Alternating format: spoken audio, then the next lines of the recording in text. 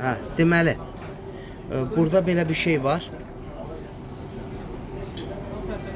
Baxırıq ki, deməli, düz bucaqlı 3 bucaq var burada və KTT petonuzdan 2 dəfə balacadır. KTT petonuzdan 2 dəfə balacadırsa, həmin o kiçik olan KTT-dən üzbəyiz olan bucaq 30 dərəcə olur, hazırdır. Deməli, keçdik belə, gəldik bura. Deməli, biz bilirik ki, O-dan çıxan radius sayılır. O-dan çıxan radius sayılır. Bunlar da R/2 olur. Üstəlik, bax, O-dan S-yə çəkdiyim də radius sayılır. O-dan S-yə çəkdiyim də radius sayılır. Bu da radiusdur. Bu da radiusdur. Deməli, KTT petonuzdan 2 dəfə balacadır burada. Deməli, KTT petonuzdan 2 dəfə balacadır. Və 2 dəfə balaca olduğu üçün həmin o kiçik KTT-nin üzbəyiz olan bucaq 30 dərəcə olur. Üzbəyiz olmayan bucaq isə 60 dərəcə olur. Gəldik bura. Burada da deməli OB radiusdur. OA da radiusdur. Bunlar deməli R/2'dir. Ondan sonra nə etmək olar? Bax, buranı belə birləşdirdik. OD mərkəzdən çıxan çevirən birləşir. O da radius sayılır.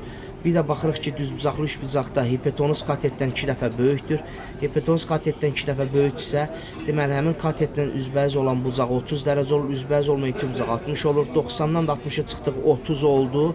Burada bərabər yanlı 3 bucaq var.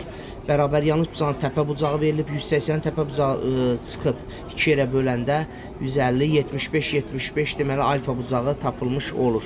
Sonra keçdik bu biri tərəfə. 3 bucaq görürük, 3 bucaqda hündürlük var.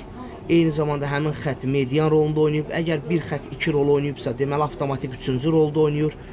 Bir xətt 2 dənə rolu oynayıbsa, avtomatik 3-cü rol oynayır. Xəttin çəkildiyi tərəf oturacaq sayılır, digərləri yan tərəf sayılır. Deməli, bu bərabər yanlı 3 bucaqdır. Yenə 3 bucaq görürük. 3 bucaqda hündürlük var, median var. Deməli, bir xətt 2 dənə rol oynayıb. Bir xətt 2 rol oynayıbsa, avtomatik 3-cü rolda oynayır. Bir xətt əgər 3 rol oynayıbsa, xəttin çəkildiyi tərəf oturacaq sayılır. Deməli, digər tərəflər yan tərəf sayılır. Deməli, bu bərabər yanlı 3 bucaqdır. Burada yarımçıq bir şey görürük. Tez əsas qeyd, ideya, B ilə S-ni birləşdiririk. Baxırıq ki, burada xətt həm hündürlük rol oynayıb, həm median rolunu oynayıb. Bir xətt 2 rol oynayıb, deməli 3-cü rolda oynayır.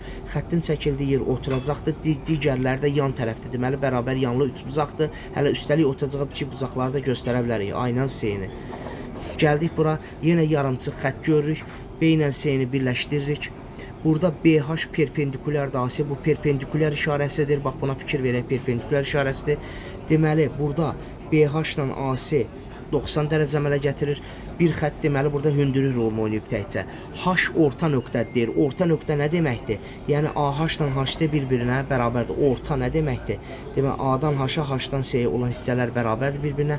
Bir xətt gördüyümüz kimi həm hündürlük, həm median rolunu oynadı, 2 rol oynadı. Deməli, 3-cü rolda oynayır. 3-cü rol oynayırsa xəttin çəkildiyi yer oturacaq sayılır. Digərləri də yan tərəf sayılır. Bu da bərabər yanlı 3 bucaqdır. Gəldik bura.